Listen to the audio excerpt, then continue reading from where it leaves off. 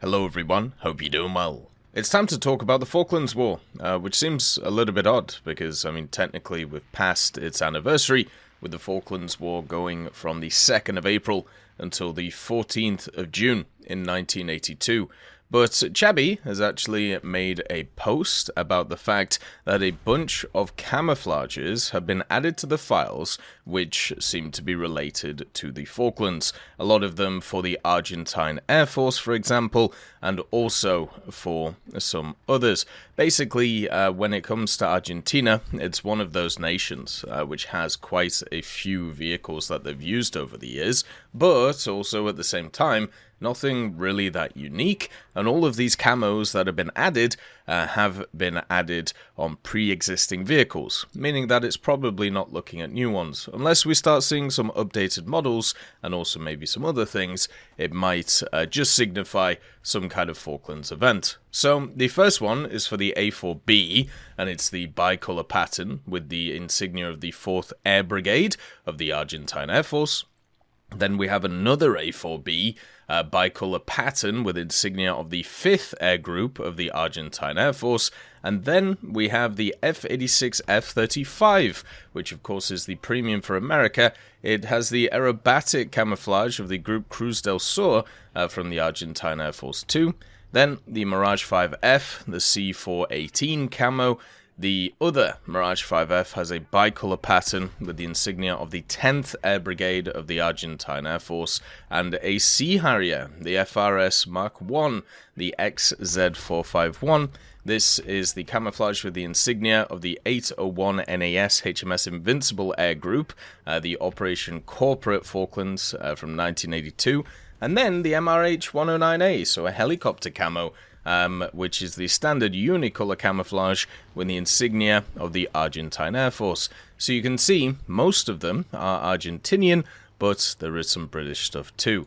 Now, the Falklands War is one of those which I suppose isn't talked about compared to many others, but mainly it was, of course, the large conflict that Britain were involved in the 1980s, with Argentina invading and occupying the Falklands Islands, and Britain responding and basically kicking them out. Not going to go into the whole history of it, maybe in a later video if it's announced as an event coming, or if it's announced as a World War mode or something like that, maybe we'll go into it, but at the moment, that's the basic of it. There was some key events, certain ships being destroyed, and also certain fights that happened, but mainly what you're looking at is a land dispute, Argentina believing that they had the right to certain areas, and Britain saying no. So at the end of the day, it is something that did happen in history in the 1980s. If you actually want to see kind of the aftermath of it, there's a movie, one of my favorite movies, and it's called This Is England, and it actually takes place in the north of England, where I was, brought up and around, and it was a film which came out in 2006, and the film itself is about a pretty grotty area, which was similar to basically where I grew up. And the actual place is in the East Midlands, and it kind of talks about what kind of happened to Britain in that area after the Falklands War, and also generally after a lot of people lost, their family members, but also at the same time what was going on in England at the time, especially with the lower classes. It definitely wasn't great. But anyway, back to the point. This is a bunch of camouflages for mainly Argentina. Now, this can lead to a few things. The idea of an Argentina subtree, maybe. The addition or re-edition of the Pukará. You remember the Pukará? The Pukará was one of those vehicles that was a ghost shell on the dev server. This vehicle was probably the vehicle that was in the worst condition I've ever seen a aircraft. In terms of what it looked like on the dev server. It was straight up a ghost of itself. But it is, a machine which was made by Argentina, used by Argentina in service, and also was around at the time of the Falklands War. What is also interesting about the Pukará is a bunch of them were captured by the British, meaning that you could even stick it in the British tree. But I feel like that would probably anger quite a few people. That wouldn't exactly be great. But there isn't really other places you can kind of put it, so I wonder how they're going to do that. But the idea is maybe they're going to do a World War mode around the Falklands. If you actually have a look at the roadmap, they do mention World War mode in the summer of 2024 part. It's new mechanics for saving aircraft in an exit zone, for aircraft events in ground arcade battles with random events, and an instant Silverline reward in World War mode. So they're obviously still working on World War mode. They're still seeing how to fit it in. We'll have to see what goes on with it. I kind of like the idea of having a kind of war which continues on in the background while you're just standardly playing the game. I think I've gone with that. Or AI commanders. AI commanders would be quite nice. But once again, that's something which would be incredibly tough to create, so not entirely sure what they're going to do with that. The last season of World War mode and the subsequent tests of World War mode have been pretty dull.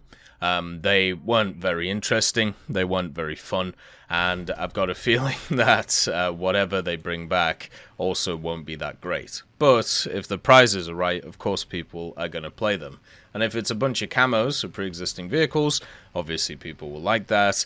But also at the same time, if the Pukará is the gem of it, then of course people will go for that too. One of the things about the Pukará is it's another one of these machines which is very much a anti-insurgency machine. It's a propeller-driven aircraft, not a jet aircraft, and it has the Turbomecha turboprops on it, which give it a lot of power. But the vehicle itself can only go 500 kilometers an hour. It's still not crazy fast.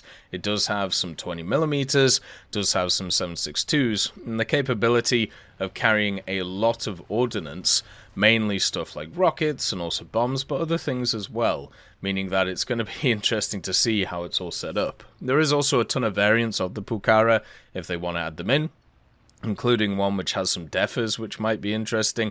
But at the end of the day, these vehicles are ones which will be very similar to stuff like the A10, Su-25, because even certain variants of the Pukará could carry the magic. And as we've found with these vehicles in the past, they don't get balanced very well. Usually they're a bit all over the place. So we'll have to see how it goes on. The other part is it might even be down to the Sri Lankan Civil War, which would be very surprising, may I just say, but it would also make a little bit more sense in terms of timing, because the Sri Lankan Civil War started on the 23rd of July in 1983 and went to the 19th of May. This was obviously between the Sri Lanka Armed Forces and the Liberation Tigers of Tamil Eelam, and also the Indian Peacekeeping Force being on the side of the Sri Lankans. So maybe that's got something to do with it, but also at the same time, you're not looking at any crazy vehicles or interesting stuff that's around. So, and also the Argentina skins would have nothing to do with it. So either they're going to make a big push for Argentina, or there's going to be some kind of World War mode around it. What are your thoughts? What would you like to see? And as always, I hope you have a wonderful day, and I'll see you next time. I'd just like to thank GMG Smiley, CD Beans, Chieftain Mike, EMN3 Galaxy, Tulio Pontecorvo, Brendan Quinn, Carrion Crow, Gus Irenicus, Pyman, Wartinder, Teddy, Daniel Stanton, Martinez, B. Young, Ozzy Panzer, Alan Hacker, Liam Shear, Opium Prime, Lafouche, Sem, Aslan, Uncle Bean, and Derek R. for supporting the channel.